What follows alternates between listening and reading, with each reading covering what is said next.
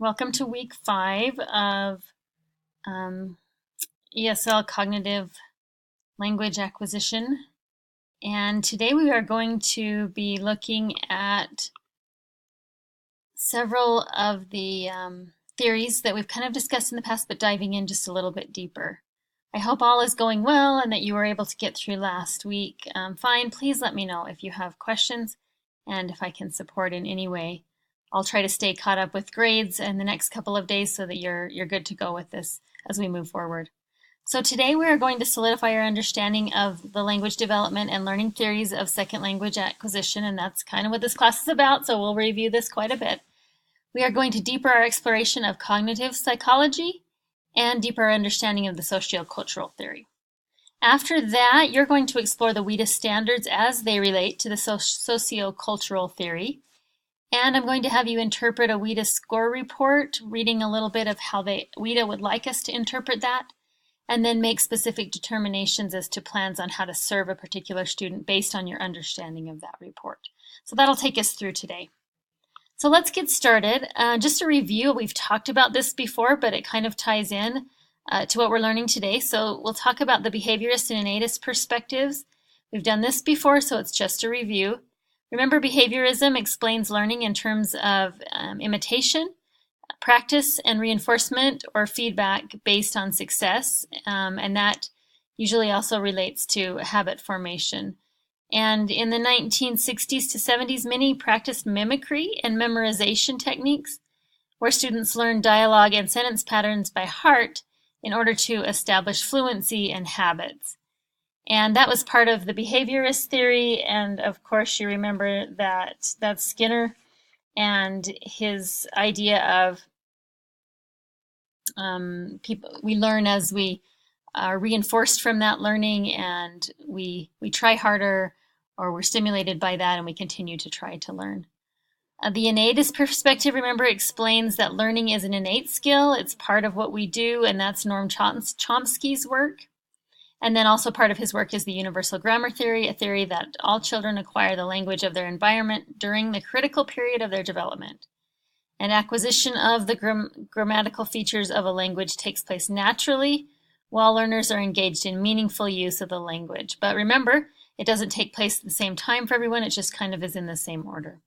So that'll help you understand the two theories that we're going to talk about today, and just keep those in mind as we go through those. So let's remember Krashen's monitor model. We did his 5 hypothesis study the first week of class, so it's good to remember those and review those as well.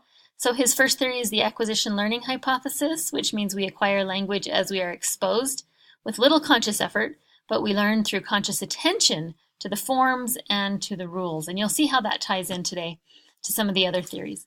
The monitor hypothesis says we draw on what we have acquired when we engage in spontaneous conversations, and then learn as we monitor our interactions and make minor adjustments. So think about how that will tie in today. The natural order hypothesis is how second language acquisition unfolds in a predictable pattern, just not necessarily at the same rate. And remember, comprehensible input is the acquisition occurs when second language learners are exposed to language that is comprehensible, but yet contains an additional piece of information that is just one step above their learning level. We call that I+1. And last, the affective filter hypothesis is a metaphorical barrier that prevents learners from acquiring language due to factors such as anxiety, boredom, or even a negative attitude. So, all right, diving into the cognitive perspective.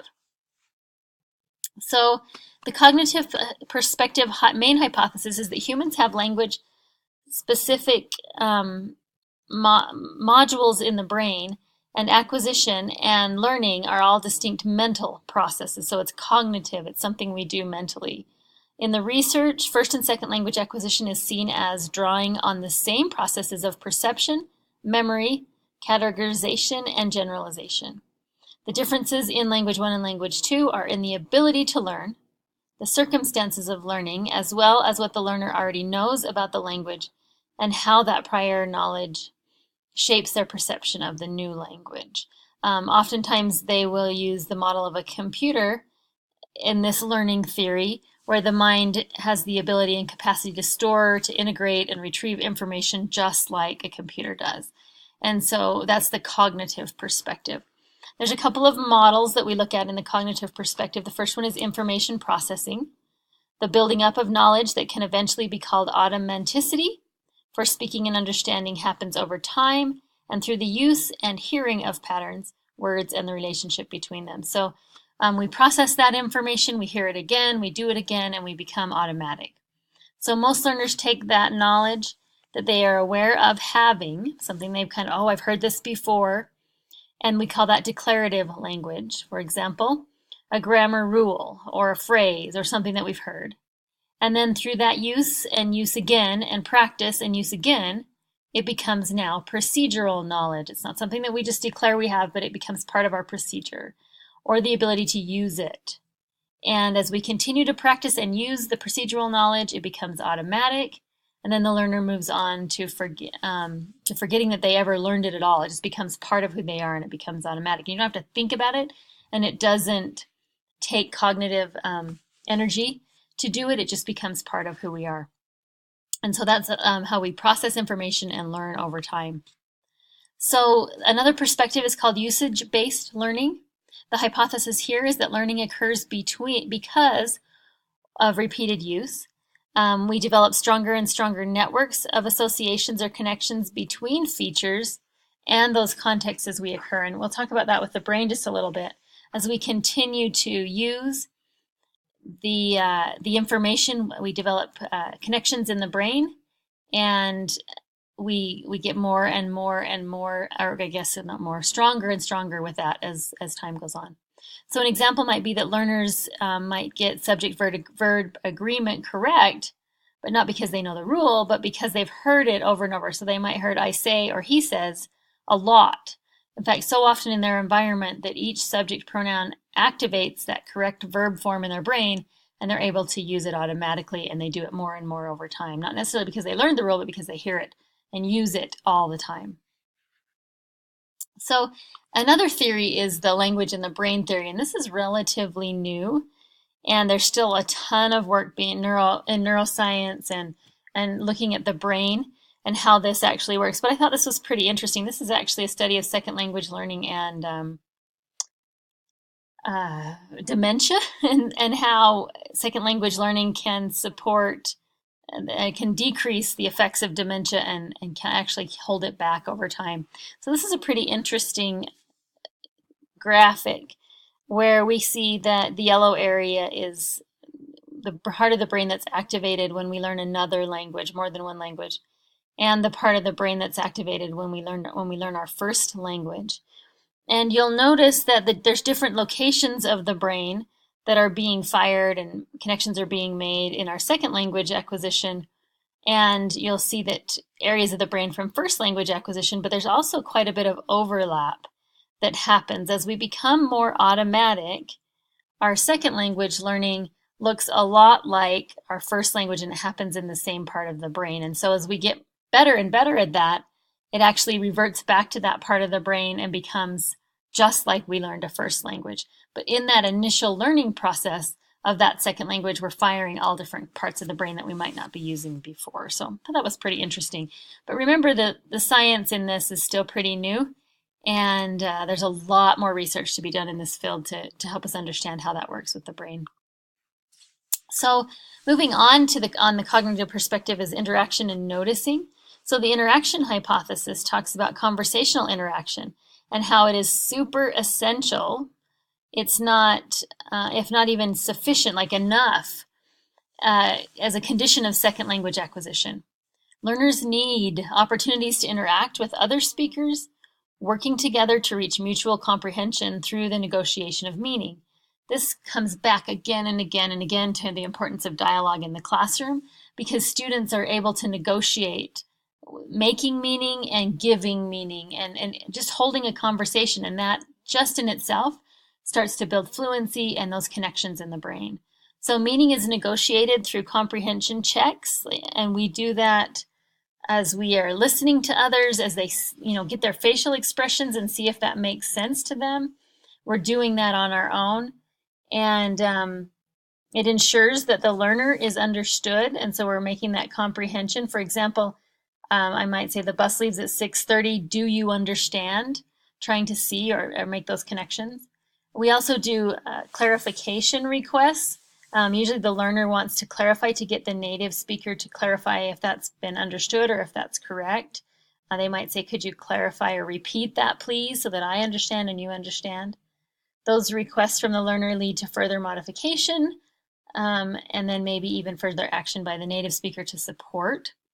And then self-repetition or paraphrasing. This is maybe a more proficient speaker might repeat themselves or their sentence partially or entirely to help support that communication as well. So those are big key things that happen within conversations to help us learn. And the demands of actually producing comprehensible output pushes the learner in their development and the need to be able to communicate and understand communication. So that's the interaction hypothesis. The noticing hypothesis shows that nothing is learned unless it has been noticed. It doesn't in itself result in acquisition, but is a key or essential starting point for learning. This hypothesis says it's impossible for second language learning to acquire something that hasn't ever become, that you're not aware of as input. And so we have to start noticing things in order to make those connections and use them. So that's another interesting hypothesis. So the role of practice in this is huge as well. The practice model for language development is not mechanical, and it is not limited to the production of language. Listening, reading, and writing are also key components of the role of practice. So 3 key components are that language practice should be meaningful, it should be interactive, and it should be focused on task essential forms. So something that means something or that they're going to be using or participating in. The goal is to provide opportunities to use meaningful units with sufficient frequency that they become automatic, thus freeing up more cognitive resources for learning new things. So that's the idea, is that, and a huge piece of teaching that sometimes is neglected as we focus on meaning or just grammar, but we've got to have the practice so that it becomes fluent, and fluency is a big piece of that. Okay, finally, we'll talk just a tiny bit about the socio-cultural perspective, and then we'll see how it fits into the WIDA standards. So we're aware of Vygotsky, and he's the big guy of social cultural theory. And his views of speaking and thinking are tightly interwoven in this theory. People actually gain control over their mental processes as a consequence of internalizing what others say to them and what they say to others. So that internalizing occurs when an individual interacts with someone else within their zone of proximal development, their ZPD, and we've heard this before. The situation in which the learner can perform at a higher level because of the support or scaffolding that is offered by the supporting speaker. And so we've got to have that scaffold and support, but in a situation where we're talking and speaking and conversing. The social cultural theory holds that people gain control of and reorganize their cognitive processes during an interaction with support as knowledge is internalized. So both of these perspectives are huge in communication and interaction with others, support, and the ability to learn as we go, make connections, and then make this part of our development so that it becomes automatic and fluid. So the next step is to look and see how we use the social cultural theory and some of the cognitive theories, and that you'll see how both of them intertwine as we look at language development and as we analyze where our students are. WIDA is aligned with their standards and with their 5 levels of learning to the socio-cultural and the cognitive theories. And I want you to take a few minutes to really dive into how WIDA aligns with those. And so I'm going to have you download their standards and also an interpretation guide for the WIDA assessment, and really focus on how these theories align and how they play a part in the scores and how we can use those scores as teachers to really support our students in their development and growth. So we'll move on to the next section. Please let me know if you have questions, and email me if you have any concerns. Make sure you email my email address. I don't always look at my Canvas. Have a great day.